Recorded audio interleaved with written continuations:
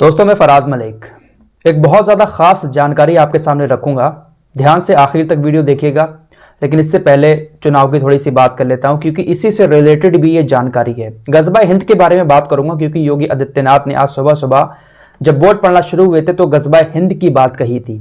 आखिर ये गजबा हिंद है क्या, इसके बारे में थोड़ी सी जानकारी, मोटी मोटी बातें आपको बताऊंगा। लेकिन सबसे पहले बात कर लेते हैं चुनाव की। आज दूसरे चरण का मतदान हुआ। उत्तर प्रदेश में भी हुआ, उत्तराखंड में भी हुआ। तो उत्तर प्रदेश में ज्यादा गहमा गहमी देखने को मिल रही है। आज जो चुनाव हुआ था, जिन सीटों पर ये ज्यादातर मुस्लिम बहुल्य सीटें थी और मुस्लिम लोगों ने बढ़ चढ़कर हिस्सा लिया। तकरीबन 73% मुस्लिमों ने वोट डाला है। ये आंकड़े जो मैं आप लोगों को बता रहा हूं, ये शाम 5 बजे तक के आंकड़े हैं। इसके अलावा एक खबर यह भी आई कि एक पोलिंग बूथ पर समाजवादी पार्टी ने यह आरोप लगाया है कि साइकिल का बटन दबा रहे थे, लेकिन पर्ची जो निकलती है सामने से, वीवीपैट रखा हुआ होता है, उसमें बीजेपी पार्टी की निकल रही थी। यानी बटन साइकिल का दब रहा था, पर्ची बीजेपी पार्टी की निकल रही थी। ऐसा आरोप समाजवादी पार्टी ने लगाया है। सहारनपुर में बेहट के एक बूथ पर यह मामला सामने आया था। यही आरोप लगाया है समाजवादी पार्टी ने और इसकी शिकायत चुनाव आयोग से भी कर दी है कि बटन साइकिल का दब रहा था और पर्ची भाजपा की निकल रही है। इसके अलावा समाजवादी पार्टी ने एक आरोप यह भी लगाया कि जिन महिलाओं को कम दिखता है या जिनको नहीं दिखता है या ज्यादा बुजुर्ग लोग हैं, उन लोगों का वोट जो है वो कर्मचारी जो वहां पर बैठे हैं वो लोग डाल रहे हैं। तो समाजवादी पार्टी ने ये बड़े आरोप लगाते हुए चुनाव आयोग से बीजेपी की शिकायत की है। फिलहाल आज दूसरे चरण की वोटिंग हुई और लोगों ने बढ़ चढ़कर हिस्सा लिया, वोट डाले। आपको याद होगा जब पहले चरण की वोटिंग थी 10 फरवरी को, तो उससे एक दिन पहले शाम को प्रधानमंत्री मोदी जी का एक इंटरव्यू जो उन्होंने ANI की एक पत्रकार को दिया था, और ये इंटरव्यू देश के हर एक चैनल पर दिखाया जा रहा था। तकरीबन 1-1.5 घंटे का इंटरव्यू था। चुनाव से ठीक पहले मोदी जी आए थे, देश के प्रधानमंत्री की हैसियत से आए थे ANI को इंटरव्यू देने, लेकिन सारा राजनीतिक मामला उस इंटरव्यू में देखने को मिला। आज भी जब दूसरे चरण की वोटिंग शुरू हुई तो योगी आदित्यनाथ का ANI को दिया हुआ इंटरव्यू दिखाया जाने लगा बाकायदा टीवियों पर। हर चैनल पर योगी आदित्यनाथ दिखाई दे रहे थे, ANI को वो इंटरव्यू दे रहे थे। अब अगर एक किसी चैनल को इंटरव्यू देते तो वो तो एक ही चैनल पर होता, लेकिन न्यूज एजेंसी जो ANI है उसको इंटरव्यू दिया जाता है तो वो सभी चैनलों पर दिखाया जा सकता है। सभी चैनलों पर दिख रहा था। सारी राजनीतिक बातें हुई। हिजाब वाले मामले पर भी योगी आदित्यनाथ बोले, तो उन्होंने एक बात कही, ये सुनिए। इसके बाद इन्हीं की बात पर थोड़ी सी चीजें आपके सामने रखने की कोशिश करूंगा। नया भारत संविधान के अनुरूप चलेगा, शरीयत के अनुरूप नहीं। मैं स्पष्टता से कह सकता हूं कि गजबा हिंद का सपना कयामत के दिन तक पूरा नहीं होगा।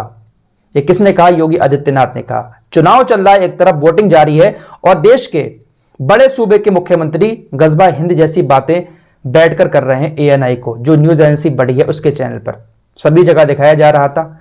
गजबा हिंद की बातें हो रही थी और लोग टीवी भी देख रहे थे। वोटिंग हो रही थी तो लोगों के दिमाग में क्या डालने की कोशिश कर रहे थे ये आप अच्छे से समझ सकते हैं। लेकिन गजबा हिंद के बारे में आप लोग जानते क्या है? पहली चीज ये समझने की है। हर कोई कहने लगता है सोशल मीडिया पर आकर कि अरे ये लोग गजबा हिंद की तैयारी कर रहे हैं, ये होगा वो होगा। आखिर गजबा हिंद है क्या? बहुत कम शब्दों में, आसान भाषा में और मोटी मोटी बातें आप लोगों को बताऊंगा। अगर मैं कुरान और हदीस की बात ज्यादा करने लगा तो हमारे नॉन मुस्लिम भाइयों को समझ में नहीं आएगा। हदीस में गजबा हिंद का जिक्र है और बहुत सारे लोगों का यह कहना है कि गजबा हिंद हो चुका है।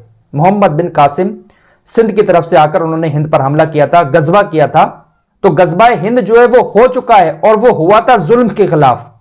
जो हमला हुआ था, जो गजबा हिंद हुआ था, वो जुल्म के खिलाफ हुआ था।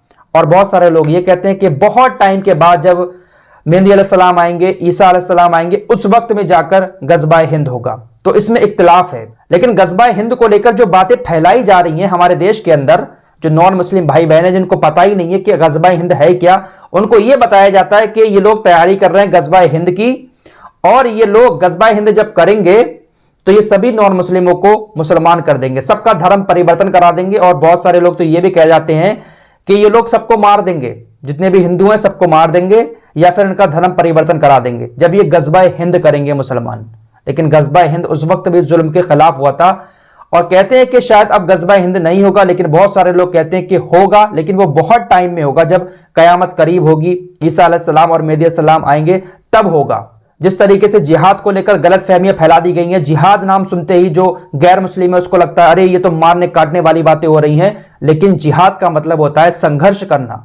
आप एग्जाम देने के लिए मेहनत करते हैं, अपनी जिंदगी को अच्छा बनाने के लिए मेहनत करते हैं, घर बार चलाने के लिए मेहनत करते हैं, तो ये आप एक तरीके का जिहाद करते हैं। जिहाद शब्द जो है अरबी का शब्द है, इसका अर्थ है संघर्ष करना, लेकिन ये जिहाद शब्द हमारे देश के जो नॉन मुस्लिम नौजवान हैं उनके दिमाग में ऐसा घुसेड़ दिया है कि जिहाद का नाम आते ही उनको मारने काटने की बातें याद आने लगती हैं।